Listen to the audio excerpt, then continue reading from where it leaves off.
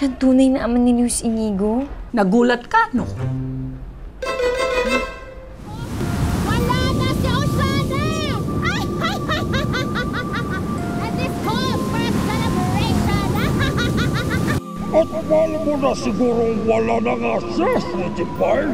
May pruweba ka ba? Meron! Sabi ni Dolphina, pinaanod niya daw ang bangkay ni Oshana! Ang akala ko ba matalino ka? Napakadali naman yatang nabilog ng ulo mo, Hardy Barnes. Kahit ako, kaya kong sabihin patay ka na. Kahit hindi! But the big question is, nasaan ang pruweba? Nagkausap kami ni Lord of My Ring kanina. Sinabi niya kung ano ang kailangan kong gawin para lalo pang lumakas ang kapangyarihan ko at mapanatili ang habang buhay na kabataan ko. Kailangan daw kumuha ko ng puso ng sirena. Puso ng sirena? Eh, kung sirena ngang hirap hanapin, puso pa ng sirena. Ba't ka ba nakikialam? Nakikibasa ka lang. As I have said, kailangan kong gawin ang ipinapagawa ni Lord of My Ring. Ring? Ito siguro yung singsing na suot ni Luis Inigo. Tama. Ito nga. Tama. Ito nga.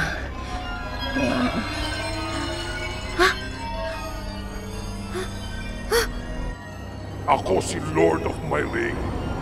Isa lang ang dapat kong gawin, babae. Ang tanggalin ng singsing sa daliri niya. At walang ibang makakagawa nun, kundi ikaw. Ikaw lang at wala ng iba. Pero, tingnan ko kung magawa mong alisin yon.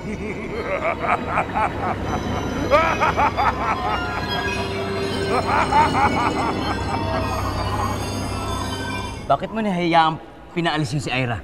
Eh, Father, hindi ho namin mapigil sumama ho sa isang lalaki. Sumama sa isang lalaki. Alam mo bang 6 na oras na tayo nag-iintay dito at wala pang nangyayari dito sa set? Sir, bakit ho hindi na lang ho natin subukan yung isang Ira? Sinong isang Ira? Yun ho sinasabi nilang impostora daw. Kasi ho minsan, yung pinabasa ko ho siya ng script, magaling ho, sir. Malay nyo, mas may talent pa ho dun sa Ira nyo. Ana, napatawag mo raw ako. Ano na mapapagawa mo? May papagawa nga ako sa'yo po dito. Gusto ko, kunin mo ang bangkay ni Oshana. Santissima Madre de Diyos! Pati ba naman bangkay pinag-iinteresan mo pa? Nagdududa ako kung totoo nga pinatay sa Dolphina, no? Ay nako, alam mo Arwana, panay kasi pang-uuto sa'yo ni Tsunami. Ikaw naman, papabola ka naman. Tingin mo magagawa ba ng Dolphina yun? Sa laki na atraso sa'yo? Takot na lang nun. Basta! Gusto ko, hanapin mo ang bangkay ni Oshana at dalhin mo sa akin. Gusto ko makasigurong patay na nga siya!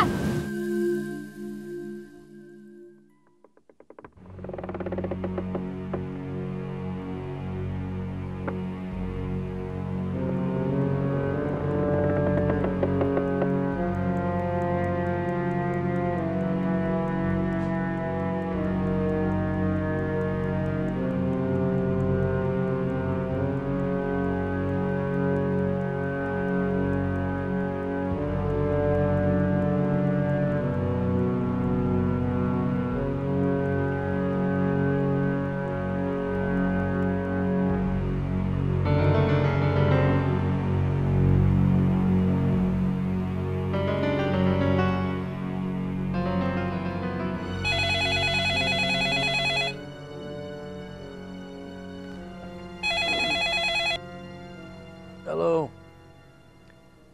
Hello? Oy, kung ikaw wala kang magawa sa buhay mo, magpakamatay ka na.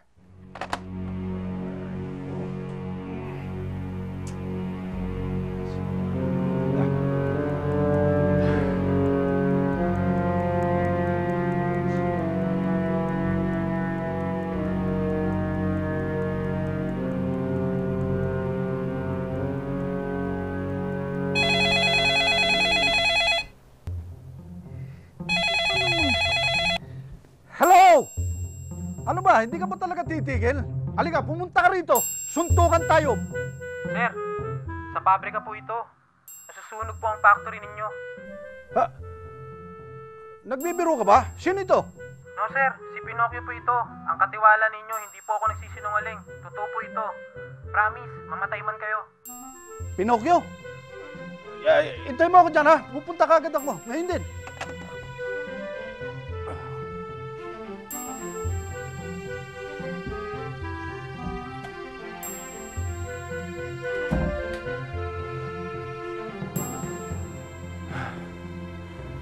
Lintik na buhay ito, ha?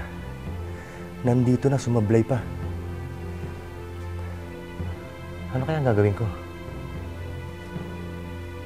Nandito na rin lang ako. Mabuti pa, magnakaw na lang ako.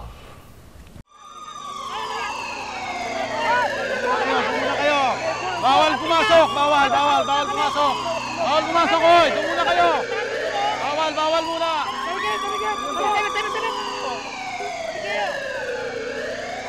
Oh, alis kayo dyan! Alis kayo dyan! Doon kayo! Lumayo kayo! Lumayo kayo! Bawal! Sir, sandali lang po. Huwag muna kayo nalapit, sir. Pabrika ko ito eh! Sir, pasensya na po. Delikado po eh. Delikado po, sir. Ako ang may-ari nito.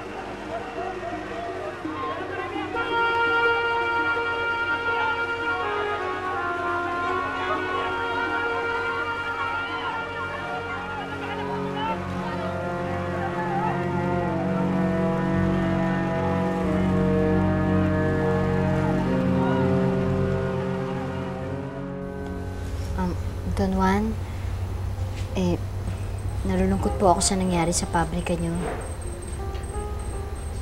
Salamat, Tara.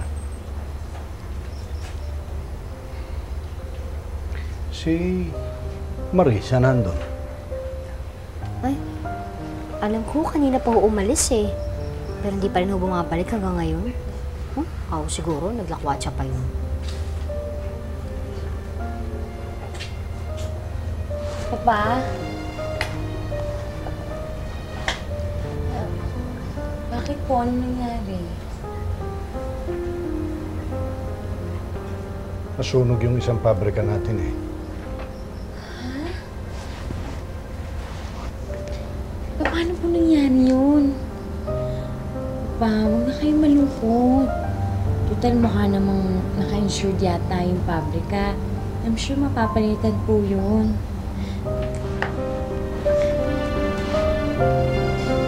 Kasi si Arwana, gusto niyo makita tong bangkay ni Oceana. Eh, paano yan?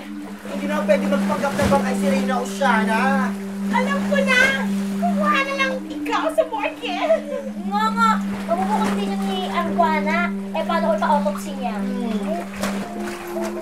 Hindi! Agad to! Kumuha ka na ng kalansay tapos dinibudot mo dito! Hindi. Alam ko na. Aling Oceana. Ano? Hubarin mong suot mo ngayon. Take it off! Take it off! Take it off! Felipe! Seryoso ka ba? Bastos ka din eh, no? Ay, hindi.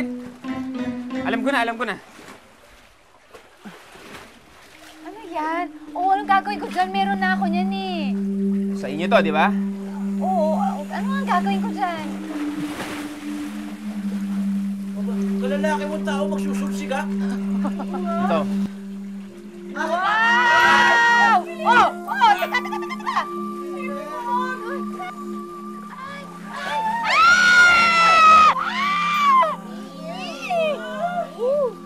Match mo! Grabe! Yeah.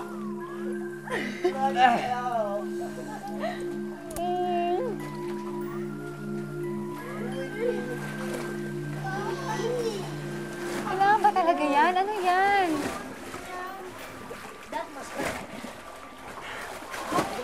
Ito ang magsisilbing preba na patay na si Aling Oceana.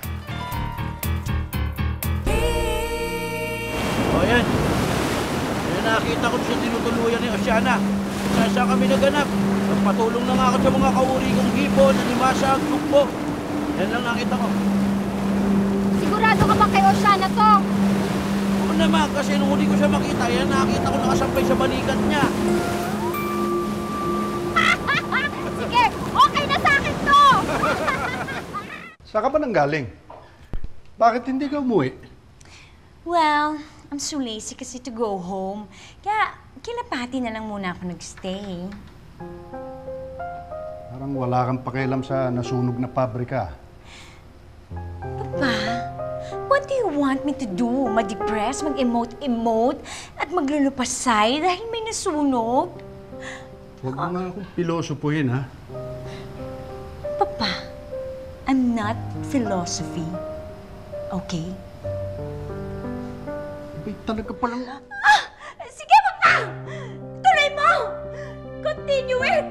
Continue it!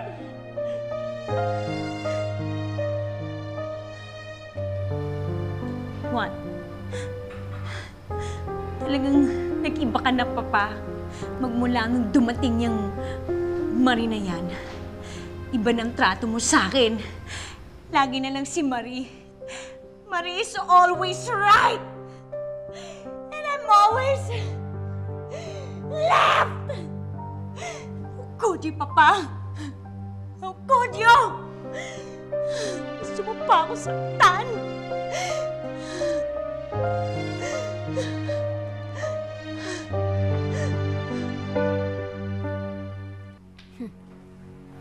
Mabuti nga sa inyo, maglabo-labo kayo ngayon dyan. Oh. Ikaw ha, iniisip mo si JM, no? Wala pa kasi akong balita tungkol sa kanya eh. Ariel, huwag ka nang malungkot. Babalik din yun. Ikaw ba, Ate Dolphina, may balak pang bumalik sa mansyon? Nag-iisipan ko pa eh. Kasi kailangan mapatalsik muna dun si Natara. Bakit pa kailangan gawin yun? Eh, di ba hindi naman sila yung pakay mo dun? Oo nga. Yun nga. Kaya lang, syempre, pag nagkita-kita kaming magkakapatid, kailangan maayos. Lalo na kung mapapatunayan kung mga kapatid ko nga sila. Kamusta na yung pinatrabaho ko sa'yo? Okay naman. Nakapasok naman ako sa bahay niyo nang walang hassle. Good. Dedo na si Juan?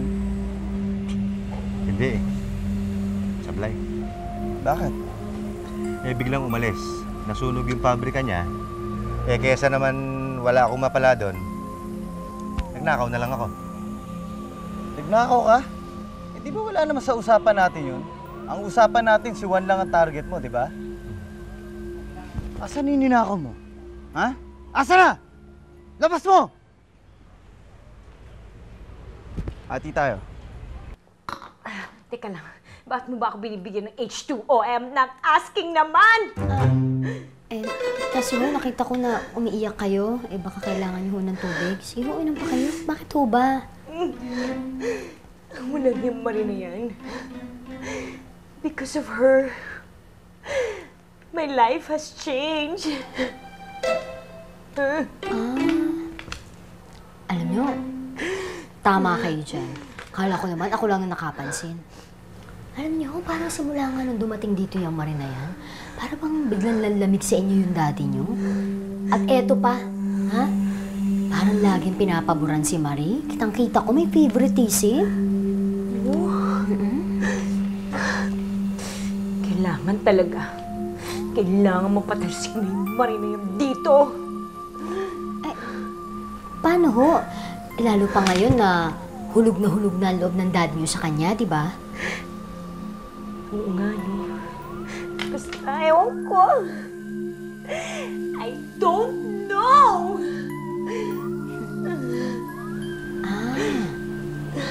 Alam niyo, alam ko na. Parang alam ko na eh. Hindi ba yung si Marie, yung nanay niya si Lelay ba yun? Palagay ko yun lang ang tanging makapagpapaalis sa kanya dito.